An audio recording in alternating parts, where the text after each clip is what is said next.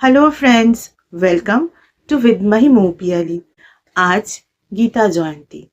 আমরা যারা হিন্দুইজমের, আমাদের কাছে গীতার মাহাত্ম্য হলো আমাদের ধর্মগ্রন্থ, আমাদের হিন্দুইজমের সব থেকে বড় পরিচায়ক গীতা।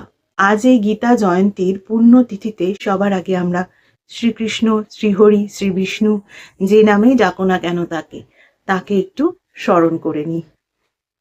ওম নমো ভাগবতে বাসুদেবায়। যারা যারা হিন্দুইজমের নও, তাদের কাছে হয়তো গীতা জয়ন্তীর গুরুত্ব অতটা নয়, কিন্তু তার মানে এটা নয় আজকে যে রিডিংটা তোমাদের জন্য এনেছি সেই রিডিংটার তোমাদের কাছে কোনো গুরুত্ব থাকবে না। তার কারণ হচ্ছে আজ গীতা জয়ন্তীর এই পুণ্যতিথিতে আমি ডিসেম্বর 2025 তোমাদের কেমন যেতে পারে সেই বিষয়ের রিডিং কিন্তু করছি না। আজকের রিডিংটা কিন্তু একটু অন্যরকম, কারণ গোটা একটা বছর, ইয়ার 2025, যার 11টা মাস আমরা পেছনে ফেলে এসেছি। একটা বছরে আমরা অনেক কিছু শিখেছি, আমরা অনেক কিছু জেনেছি, আমাদের অনেক অভিজ্ঞতা হয়েছে। এবার সেই অভিজ্ঞতাগুলোকে সঞ্চয় করার পর, বা সেই অভিজ্ঞতাগুলোকে অর্জন করার পর, বা সেই অভিজ্ঞতাগুলোকে উপলব্ধি করার পর আমাদের মধ্যে এমন কিছু বিষয় তো আমরা নিশ্চয়ই খুঁজে পেয়েছি যেগুলো আমাদের বদলানো উচিত বা যেগুলো আমাদের করা উচিত। তো সেই বিষয়ের রিডিং নিয়েই কিন্তু আজকে আমি চলে এসেছি। এবারে এই রিডিংটা কাদের জন্য? যাদের জন্ম যে কোনো মাসের 1 তারিখ থেকে শুরু করে 31 তারিখ পর্যন্ত, এবং যারা নিজেদের প্রপার ডিওবি জানেন না তাদের জন্য, অর্থাৎ সকলের জন্য। এবারে এই রিডিংটাকে কিন্তু তোমরা তোমাদের লাইফের 5টা important sector, health, wealth, career, education, relationship, প্রতিটা সেক্টরের ক্ষেত্রেই কাজে লাগাতে পারো। কেউ কেউ 1-2 সেক্টরেও কাজে লাগাতে পারো, আবার কেউ কেউ এর সঙ্গে সঙ্গে আরও যে সাবসেক্টরসগুলো আছে সেগুলোকে নিয়ে ওভারঅলও কাজে লাগাতে পারো। মেনলি আমাদের মধ্যে কি কি চেঞ্জেস নিয়ে আসতে হবে এবং চেঞ্জেসগুলো এনে কিভাবে আমাদের নতুন বছরে প্রবেশ করতে হবে সেই বিষয়ের রিডিং নিয়ে কিন্তু আজকে চলে এসেছি। তাহলে চলো আমরা দেখে নিই আজ এই গীতা জয়ন্তীর পুণ্যতিথিতে ভগবান শ্রীহরি আমাদের কি কি বলতে চান। এবারে যারা হিন্দুইজমের নও, তারা যে ডিভাইন পাওয়ারকেই মানো কিনা, সেই ডিভাইন পাওয়ার আমাদের কি কি বলতে চান চলো আমরা একটু দেখে নিই। চলো তাহলে শুরু করা যাক। এটা কিন্তু ভিডিওর 6th পার্ট। এর আগে ভিডিওর 1st, 2nd, 3rd, 4th and 5th part already uploaded. যারা যারা সেই পার্টগুলো মিস করে গেছো তারা একবার দেখে নিও। ভিডিওর এই পার্টে আমরা দেখব যাদের জন্ম যে কোনো মাসের 21 তারিখে, 22 তারিখে, 23 তারিখে এবং 24 তারিখে, তারা ইয়ার 2025-এ নিজেদেরকে কোন বিষয়ে একটুখানি হলেও চেঞ্জ করে নতুন বছরে 2026-এ নিজেরা প্রবেশ করবে, সেই বিষয়ে ডিভাইন পাওয়ার কি কি মেসেজ দিতে চান আমরা একটু দেখে নিই। চলো শুরু করা যাক। যাদের জন্ম যে কোনো মাসের 21 তারিখে তাদের জন্য কি রিডিং আসে একটু আমরা দেখে নিই।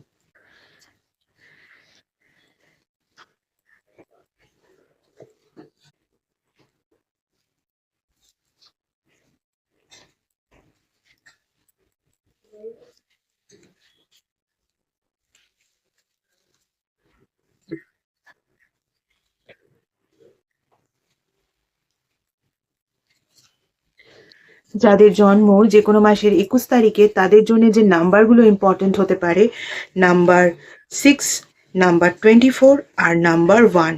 দেখো তোমাদের জন্য যে ফার্স্ট কার্ডটা এসছে নট ফর ইউ, তার সঙ্গে সঙ্গে টাইম ফর আ ন্যাপ, আর তার সঙ্গে সঙ্গে বিগিনিং। এবারে যাদের জন্ম যে কোনো মাসের 21 তারিখে তারা হয়তো এই গোটা বছরের ম্যাক্সিমাম সময় যে কাজই করতে গেছো সেই কাজেই তোমার মনে হয়েছে সেই কাজটা তোমার জন্য নয়, বা তোমার মনে হয়েছে তোমাকে কিছুক্ষণ হয়তো বিশ্রাম নিতে হবে, বা তোমার এই কাজটা যেটা তুমি করতে চাইছো সেটা লাইফের যে কোনো সেক্টরেই হোক না কেন, সেদিন না করে অন্য দিন করবে। এইভাবে প্রচুর কাজে কিন্তু ডিলে করেছো। নিজের যে কাজটা বা বিগিনিং শুরু হতে পারতো, সেই কাজটাকে কিন্তু তুমি একেবারেই শুরু করনি, ডিলে করেছো, ভেবেছো সেটা তোমার জন্য নয়। এই ভাবনাটা কিন্তু আখিরে তোমাকে কোনোভাবেই কোনো প্রোগ্রেস দিতে পারেনি, তোমার কিন্তু কোনো লাভ তাতে হয়নি। তাই ডিভাইন কিন্তু তোমাকে বলছেন, এরকম ভাবনা নিজের মন থেকে এই ডিসেম্বর 2025-এ যে কটা দিন আছে সে কটা দিনের মধ্যেই ক্লিয়ার করে ফেলো। একেবারেই কোনো জিনিসকে নট ফর ইউ ভেবে নেওয়া বা কোনো জিনিসকে নট ফর ইউ ভেবে নিয়ে একদম জাস্ট ঘুমানোর মতন একটা ব্যাপার, মানে একদম কোনো কাজ করবে না, স্লাগিশ হয়ে থাকবে, বা একদম যেটা যখন হবার তখন হবে এরকম ভেবে বসে থেকে যে কাজটা শুরু হয়ে অনেক দূর এগিয়ে যেতে পারতো, সেই কাজটাকে তোমরা ডিলে করেছো, বোঝোনি বা করতে চাওনি। হতেই পারে প্রথমবার চেষ্টা করাতে সেটা তোমার জন্য হয়নি, কিন্তু তার মানে এটা নয় যে বারংবার হবে না, কিন্তু তোমরা সেটাই ভেবেছো, ভেবে কাজগুলোকে এগোওনি। তাই ডিসেম্বর 2025-এ নিজের এই বিষয়টাকে কিন্তু ট্রান্সফর্ম করো, চেঞ্জ করো, যাতে নতুন বছরের একেবারে শুরু থেকেই যে কাজ তুমি করবে ভাবছো সেই কাজগুলো করতে পারো। তবে হ্যাঁ, যে কাজই করো না কেন সেই কাজ করার ক্ষেত্রে যদি প্রথমে সাকসেস নাও আসে, একেবারেই সেটাকে ছেড়ে দেবে না। হতেই পারে সেই কাজে এলো না, তার মানে এই নয় যে তুমি যাই করবে তাতে আসবে না। আর তাই ভেবে তুমি চুপচাপ যে বসে থাকবে যে যখন হবার তখন হবে, এটা কিন্তু করলেও হবে না। ওকে, চলো এবারে যাদের জন্ম যে কোনো মাসের 22 তারিখে তাদের জন্য কি রিডিং আসে একটু আমরা দেখে নিই।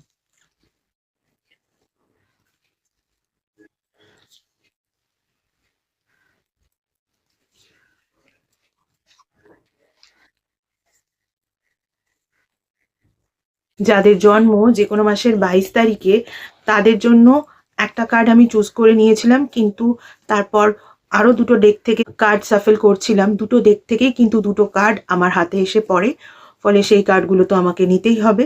তো যাদের জন্ম যে কোনো মাসের 22 তারিখে তাদের জন্য যে নাম্বারগুলো ইম্পর্টেন্ট হতে পারে, নাম্বার 43, নাম্বার 46 আর নাম্বার 5। দেখো তোমাদের জন্য যে ফার্স্ট কার্ডটা এসছে ডিপ নোয়িং এর কার্ড, তার সঙ্গে সঙ্গে রিজেনারেশনের কার্ড, আর তার সঙ্গে সঙ্গে এনার্জেটিক মুভমেন্টের কার্ড। গোটা একটা বছর 2025-এ কিন্তু তোমরা অনেক জিনিসই এমনভাবে করেছো যে জিনিসগুলোকে কিন্তু ভেবে চিনতে করনি, বুঝে করনি।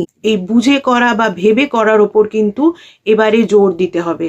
সামনে নতুন বছর আসছে, নতুন বছরে যে কাজ যে সেক্টরে করো কিনা সেই সেক্টরে কিন্তু ভেবে চিনতে কাজ করার কথা ডিভাইন বলছেন, যাতে পরে এটা না মনে হয় যে কাজটা তো আমার শেষ হয়ে গেল, কাজটা তো আমার শেষ হয়ে গিয়েছিল, কিন্তু তারপরে আবার রিজেনারেশনের মতন ব্যাপার, মানে সেই কাজটার মধ্যে আবার নতুন করে গিয়ে নতুনভাবে কাজ করার যে বিষয়, যেটা তোমরা এই গোটা বছরে করেছো, মানে কখনো হয়তো কাজ শেষ করে ফেলেছো এটা মনে করেছো, কিন্তু দেখেছো সেই কাজটা শেষ হয়নি, আবার তোমাকে সেই কাজটায় গিয়ে কিছু না কিছু করতে হয়েছে। যদি রিলেশনশিপের ক্ষেত্রে হয়, রিলেশনশিপ হয়তো ব্রেক হয়েছে, আবার সেখানে রিকনসিলিয়েশনের জন্য গিয়ে নিজেরাই সেই রিলেশনশিপকে ঠিক করার চেষ্টা করেছো, অদ্ভুত কারণে ভেঙেছিলে সেটাকে আবার ঠিকঠাক করে ম্যানেজ দেওয়ার চেষ্টা করেছো। বারংবার এই জিনিসটা করা যাবে না, নতুন বছরে এরকম তো করাই যাবে না, এটাই কিন্তু ডিভাইন তোমাকে বলছেন। তোমার কিন্তু একটা এনার্জেটিক মুভমেন্টের প্রয়োজন, তোমার মধ্যে যে এনার্জি রয়েছে সেই এনার্জিটাই এমন হয়ে গেছে যে বারংবার কোনো কিছু ভুল করব, তারপর সেটাকে গিয়ে ভেবে কিছু না বুঝে হয়তো কিছু একটা করে দেব, তারপর সেটাকে ম্যানেজ করে দেব। না, এই এনার্জিটা আর রাখলে হবে না, নিজের এই এনার্জিটাকে কিন্তু চেঞ্জ করতে হবে, ভেবে কাজ করতে হবে, কারণ প্রতিবার যে ভুল শুধরানোর সুযোগ তুমি পাবে এমনটা কিন্তু নাও হতে পারে।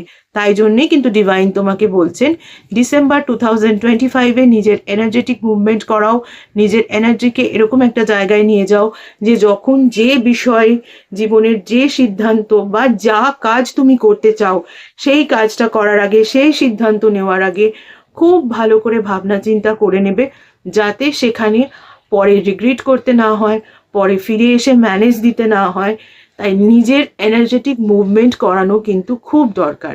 নিজের মধ্যে কিন্তু এরকম এনার্জি রাখলে যে আমি তো পরে ম্যানেজ দিয়েও দিতে পারবো, তাহলে কিন্তু কখনোই তোমার চেঞ্জেস আসবে না। তাই এই এনার্জিটাকে কিন্তু আগে চেঞ্জ করতে হবে। চলো এবারে যাদের জন্ম যে কোনো মাসের 23 তারিখে তাদের জন্য কি রিডিং আসে একটু দেখে নিই।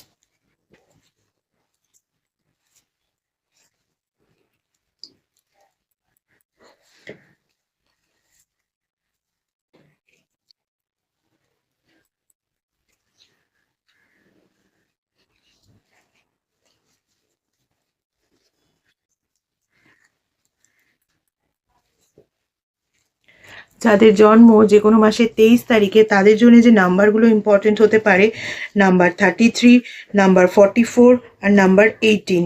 দেখো তোমাদের জন্য যে ফার্স্ট কার্ডটা এসছে সেটা হচ্ছে কিওস অ্যান্ড কনফ্লিক্টের কার্ড, তার সঙ্গে সঙ্গে থিঙ্কারের কার্ড এবং তার সঙ্গে সঙ্গে ওপেননেসের কার্ড। গোটা বছর কম বেশি বিভিন্ন কাজে কিওস অ্যান্ড কনফ্লিক্টে জড়িয়েছো। এবারে নতুন বছরে কিন্তু চেষ্টা করতে হবে যতটা সম্ভব কিওস অ্যান্ড কনফ্লিক্ট এড়িয়ে চলার জন্য। কারণ ছোট ছোট কোনো কিছু কিওস অ্যান্ড কনফ্লিক্টের মধ্যে জড়িয়েছো এবং নিজেই বুঝতে পারোনি কেন সেই কিওস অ্যান্ড কনফ্লিক্টে তুমি জড়ালে, এবং তারপরে কিন্তু তোমার মধ্যেই সেই চিন্তাটা বারংবার ঘুরেছে কেন কিওস অ্যান্ড কনফ্লিক্টের মতো সিচুয়েশন ক্রিয়েটেড হলো। তাই অবশ্যই তোমাকে কিন্তু এই বিষয়টার ওপর কাজ করতে হবে ডিসেম্বর 2025-এ। বারংবার কিওস অ্যান্ড কনফ্লিক্টে জড়ালে হবে না, এবং বারংবার যখন তুমি জড়াবে না তখন কিন্তু এমনি যে কেন তোমার সঙ্গে এই জিনিসটা বারংবার ঘটছে এই চিন্তাটাও তোমার আসবেই না। তার সঙ্গে সঙ্গে ডিভাইন কিন্তু ওপেননেসের কথাও বলেছেন। তোমার মধ্যে কিন্তু ওপেননেসেরও প্রবলেম আছে। হতে পারে কিওস অ্যান্ড কনফ্লিক্ট সেই জন্যই সব জায়গায় সৃষ্টি হয়েছে যে তুমি নিজেকে সকলের সঙ্গে একেবারে মেল্ড আপ করতে পারোনি। একেবারে ওপেননেস মানে কি একদম তুমি তোমার সমস্ত কিছু সবাইকে বলে দেবে, সেটা নয়, কিন্তু যতটা দরকার সেটা তো তোমাকে বলতে হবে। তার সঙ্গে সঙ্গে হতে পারে কারোর সঙ্গে কিওস অ্যান্ড কনফ্লিক্টের মতো সিচুয়েশন তৈরি হয়েছে, সেই সিচুয়েশনে তোমার খারাপও লেগেছে, তোমাকে সেটাও বলতে হবে যে তার বলা এই কথাগুলো বা তার করা এই কাজগুলো তোমার খারাপ লেগেছে। তুমি যদি সেগুলো ওপেনলি না বলো তাহলে তো সে অন্তর্যামী নাও হতে পারে, সে কি করে বুঝবে যে তোমার সেগুলো খারাপ লেগেছে, তাই নয় কি? তাই জন্যে কিন্তু তোমার মধ্যে ওপেননেস ব্যাপারটাও নিয়ে আসতে হবে। ওই ইন্ট্রোভার্টনেস ব্যাপারটাকে কিন্তু এবার কমিয়ে ফেলতে হবে। এত প্রিজার্ভ হয়ে এত রিজার্ভ হয়ে অ্যাকচুয়ালি সবসময় যে সবার খুব একটা লাভ হয় তা কিন্তু নয়। নিজেকে ওপেন করো, সকলের সঙ্গে কথা বলার বা মেশার চেষ্টা করো, মানে নিজের মধ্যে সেই কোয়ালিটি নিয়ে এসো। ডিসেম্বর 2025-এ কিন্তু এটাই তোমাদের চেঞ্জ করতে হবে। তারপর তোমরা নতুন বছরে দেখবে কিওস অ্যান্ড কনফ্লিক্ট বাঁধার চান্সেসও কমে যাচ্ছে, আর কেন কিওস অ্যান্ড কনফ্লিক্ট হলো সেটা নিয়ে এত ভাবনা চিন্তাও আর মাথায় আসছে না। চলো এবারে যাদের জন্ম যে কোনো মাসের 24 তারিখে তাদের জন্য কি রিডিং আসে একটু দেখে নিই।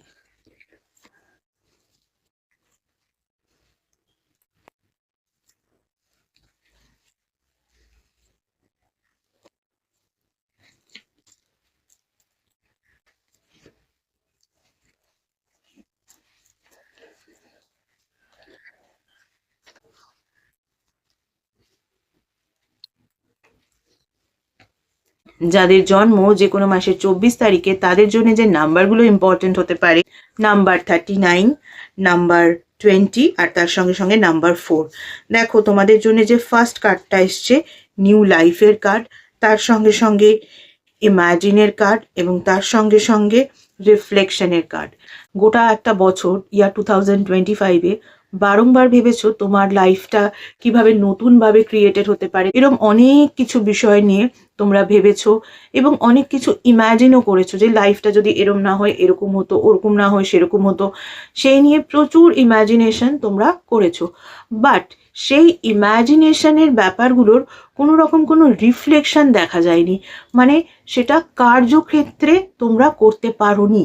ফলে যখন তোমরা যে কোনো জিনিস ভাববে সেটা যদি কাজে করতে না পারো, আলটিমেটলি ভাবনার স্তরে তুমি রাজা রানী হয়তো কোনো লাভ নেই যদি বাস্তবের মাটিতে হতে না পারো।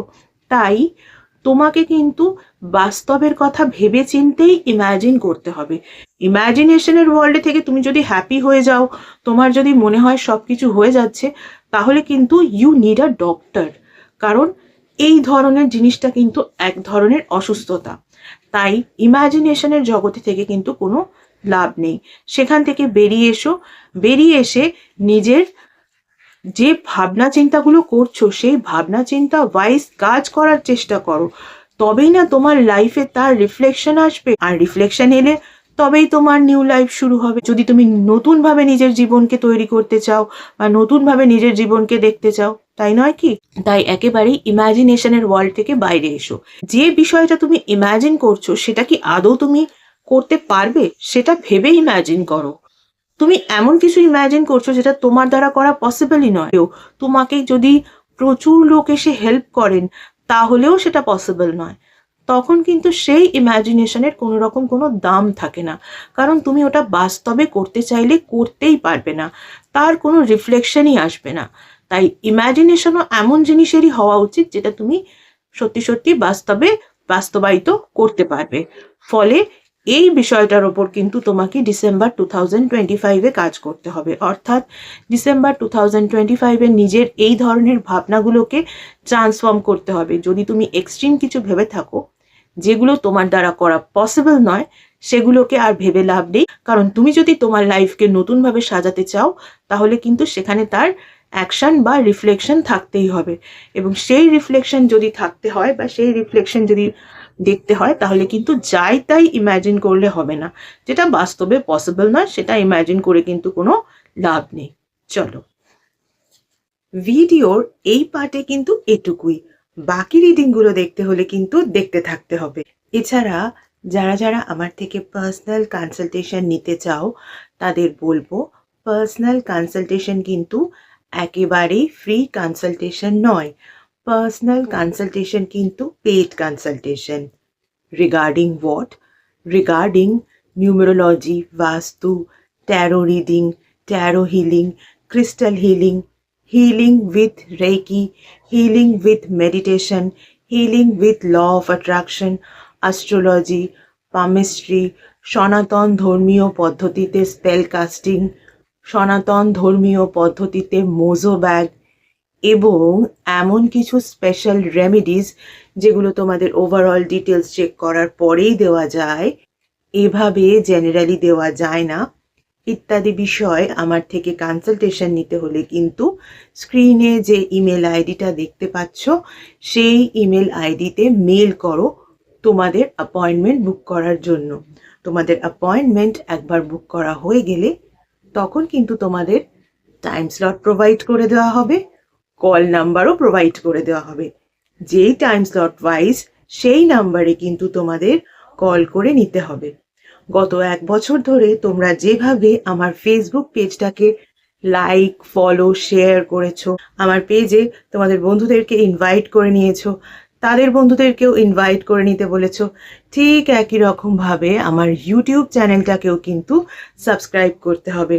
পাশে থাকা বেল আইকনটাকে ক্লিক করতে হবে এবং তোমাদের বন্ধুদেরও বলতে হবে তারাও যেন আমার ইউটিউব চ্যানেলটাকে সাবস্ক্রাইব করে নেয়। আজকের মতো এটুকুই। Tata. Thank you so much.